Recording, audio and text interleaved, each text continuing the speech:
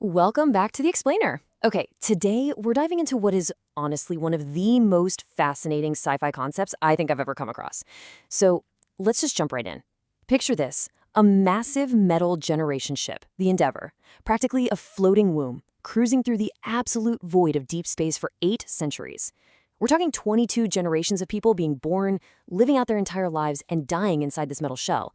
And the whole time, they absolutely believe they are these sacred carriers of humanity's future. They're heading to Ceti E, this pristine, totally untouched exoplanet they've dubbed New Eden. It's a grueling, isolated journey. But right when they finally decelerate and pull up to their promised world, the universe throws a curveball that literally shatters their entire reality. Right, so here is the massive question at the heart of the story. I want to put you right there on the observation deck. Imagine you're Captain Elena Voss. You're gripping the railing, staring down at this blue-green jewel of a planet, fully expecting wild oceans and totally untouched continents. But then her 18-year-old daughter Mira points out that the planet looks, well, it looks alive. And not just plant life. They start picking up the impossible, pinpricks of city lights scattered across the night side of the planet. Suddenly, the bridge feed is just lighting up with electromagnetic chatter, infrared blooms from massive industry, structured radio signals, the whole shebang. But here's the kicker, the part that genuinely sends a chill down her spine. It's not alien. Science officer Amira Khalil runs the spectral analysis and realizes, wait a minute, they are using the Endeavour's own transponder codes. And this is exactly the moment the bottom just completely falls out of their reality. Chief Navigator Thomas Ruiz, a guy whose family has been steering this very ship for 6 generations, looks at the incoming data and has to say the absolute unthinkable. Captain, I think they're us. I mean, wow, they're picking up English broadcasts. Sure, it's heavily evolved, but it's unmistakably English, coming over these ancient pre-diaspora radio frequencies. Just take a second to process the psychological whiplash of that.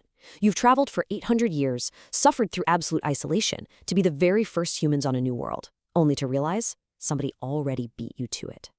And that somebody is you. So how did this happen? Well, that brings us to Section 1, the Slingshot Paradox. The whole crazy truth comes out during this incredibly tense, surreal first contact delegation. The silver-haired leader of the planetary settlement, Governor Lyra Voss-Kalani, steps up to greet the 43-year-old Captain Elena Voss, and her first words are literally, "Welcome home, grandmother." Now, you're probably wondering, how on earth is that physically possible? Well, it all boils down to one critical number, 0.87 C, just a hair under the speed of light. See, way back in year 214 of the voyage, the Endeavour was in serious trouble. They were running dangerously low on fuel, the habitats were taking heavy damage from cosmic radiation. So a brilliant young navigator named Sofia Ruiz calculated this incredibly desperate, massive gravitational slingshot around a rogue brown dwarf. It was a total Hail Mary to save the ship and shave a couple hundred years off their trip. And hey, it worked. But it pushed the ship to an insane velocity of 0.87 C. And hitting that speed completely fractured their timeline. Once you hit 0.87 C, extreme time dilation kicks in. If you remember your high school physics, the faster you move through space, the slower you move through time. To the crew inside the ship experiencing the slingshot, it felt like maybe a few weeks. But outside the ship, in the rest of the universe, decades upon decades were just flying by. And here is where the paradox gets really mind-bending. The original crew essentially cloned their trajectory in time. The first version of the crew, unaffected by the ship's slowed-down subjective time, arrived on the planet in what they called year 312 of the founding. They landed, built a world, thrived. Meanwhile, the physical ship, crawling through heavily diluted time, just kept flying. And 497 years after the planet was settled, the current crew, the Latecomers, finally pull into orbit. The sheer scale of this timeline split is kind of staggering to think about. On one side, you've got 812 subjective years of ship time. That is 22 generations of people locked in a metal tube, rationing every breath of air, living this incredibly rigid, isolated existence just to survive. But on the other side, you've got 497 years of vibrant, explosive planetary history. The first arrivals completely disassembled their ship, they used the fusion core to jumpstart their power grid, they built these sprawling smart glass arcologies, they fought wars, they reconciled, they spread across 3 entire continents. So now, the latecomers are arriving with the heavy burden of 8 centuries of suffering, only to be greeted by a 5-century-old utopia that was built by their own ancestors. Which leads us perfectly into Section 2, 2 divergent cultures. As you can imagine, this paradox sets off a massive sociological collision. I mean, how do two populations that originated from the exact same crew evolve so differently? Well, the latecomers from the Endeavour only survived through intense extreme discipline. They rely on incredibly strict resource hierarchies. They treat the original mission journals basically as sacred religious texts, and they practically worship their fusion drive core because, well, it kept them alive. Plus, centuries of genetic isolation means they all look very similar. But then you look at the Planetary Society. They have enjoyed almost 500 years of pure abundance. They've got an AI overseeing a peaceful democracy. Their art involves these crazy holographic memory weaves, and their religion is this gentle pantheism focused on what they call the Great Flow. Oh, and physically? Thanks to centuries of open breeding and planetary gravity, they are noticeably taller and genetically blended. By week 3 of contact, the culture clash between these two groups is just off the charts. Let's move to section 3, temporal orphanhood. Because honestly, beyond the cultural friction, we have to talk about the psychological devastation here. Navigator Tomas Ruiz coins this incredibly brilliant but totally heartbreaking term for what the ship's crew is going through: temporal orphanhood.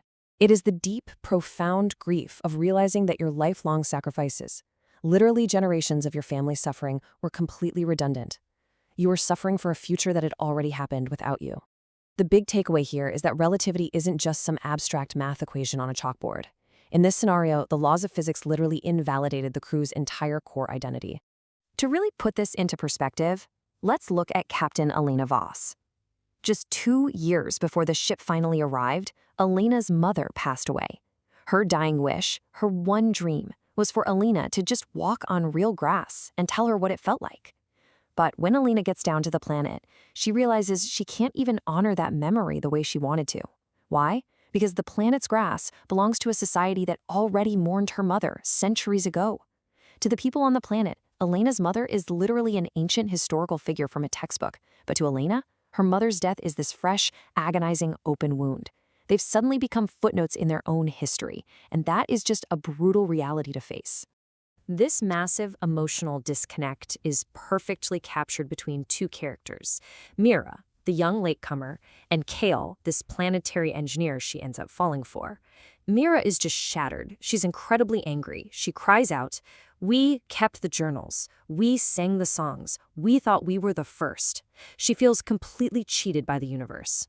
But then you have Kale, who looks at her with this mix of reverence and deep sorrow. To him, the great ship wasn't a real place. It was a myth. It was a bedtime story about ancient heroes bringing old wisdom from the stars. He tells her, "I never imagined the heroes would be in pain." It's just such a beautiful, tragic mirroring of what you expect versus what reality actually delivers. So how do they resolve this? That brings us to section 4, decommissioning the past. You've essentially got two separate timelines awkwardly stacked on top of each other, and the Planetary Council realizes this temporal wound has to be closed. So Governor Lyra gives Captain Elena a pretty intense ultimatum. The planet is more than happy to give the latecomers land, resources, and total autonomy to live however they want, but there is one absolutely non-negotiable condition.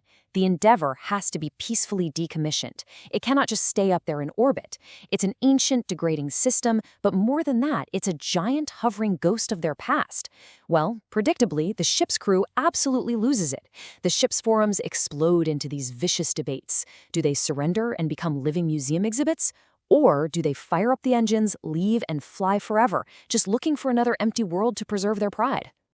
The deadlock actually gets broken by a visit to a woman named Anya Ruiz. She is the blind descendant of Sofia Ruiz, the exact same navigator who calculated that fateful slingshot maneuver all those centuries ago.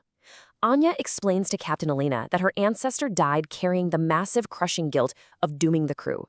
But Anya completely flips the perspective. She says she gave us everything. We are not victims of an error. We are the proof that courage sometimes looks like a mistake. And wow, that is the exact realization Elena needs. It gives her the permission to finally let go. The voyage is allowed to end. So 6 months later, they actually do it. They bring the massive Endeavour down in this spectacular, highly controlled crashing deorbit right into a remote, geologically stable valley. But the beautiful part is, it isn't just discarded as trash. It's reborn. The crumpled, magnificent hull is totally transformed. Parts of it become a living museum to honor the long voyage. Other sections are turned into a massive university where the raw ship tech merges with planetary elegance. And my favorite part, the internal hydroponic biomes are just left alone to go entirely feral, creating this incredibly unique nature reserve. And slowly over the years, the Latecomers and the first settlers begin to blend into one vibrant, unified people. Which really just leaves us with this final, honestly breathtaking thought. The universe wasn't playing a cruel trick on them, it was just much larger and more complex than their plans. Time, as it turns out, wasn't a straight line. It was a river, and sometimes rivers loop back and kiss themselves.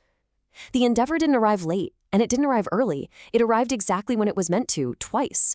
Once as pioneers to seed the world, and once as witnesses to their very own legend. So I want to leave you with this question to ponder today. If you traveled 1,000 years to build a legacy, only to find out your descendants had already perfected it without you, would you feel robbed of your life's purpose? Or would you find profound peace in knowing that you had already succeeded?